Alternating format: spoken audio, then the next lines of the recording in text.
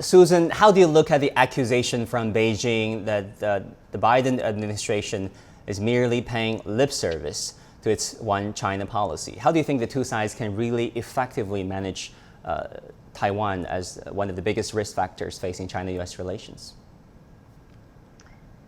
Yeah, I do agree with Dawei that the Taiwan issue is a most concerning flashpoint in our relationship. And there's a pretty big disconnect, I think, between the U.S. and China on the trust issue. I mean, the U.S. keeps repeating its one China policy formulation, and the Chinese side doesn't believe anymore that it is actually abiding by the one China policy. And I think that the reason for that has a lot to do with the difference in our systems. I mean, the administration, the Biden administration, I think, can try to discipline its own officials, but it's very hard for it to discipline other officials in other quarters in the U.S. government, like Congress, and also, of course, can't discipline sort of the raucous and very loud kind of voices that come from within democratic U.S. society on this issue. So, I think China believes that the Biden administration should be controlling more things that happen with respect to Taiwan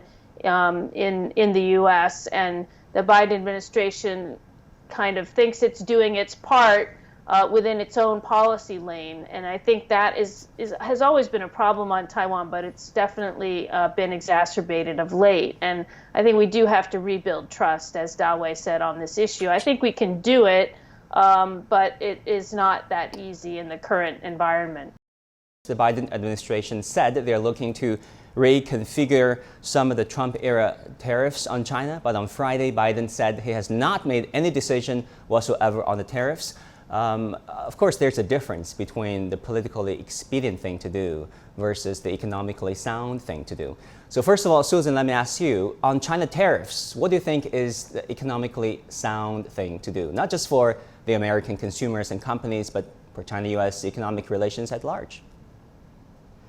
Well, I mean, I am in the camp who definitely thinks that the tariffs should be rolled back. I mean, there may be a step, kind of series of steps in doing so.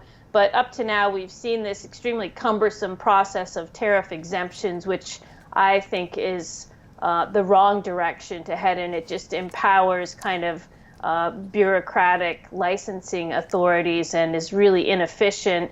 I think part of the political impetus is, of course, to try to reduce prices in the U.S. because we're facing very high inflation. But there's political pressures on the other side, too, of course, from industries and unions and people like that who are major constituencies for President Biden. So he's having to consider, very, very carefully all of the various trade-offs. But I think taking the tariffs and rolling them back in some fashion is certainly overdue.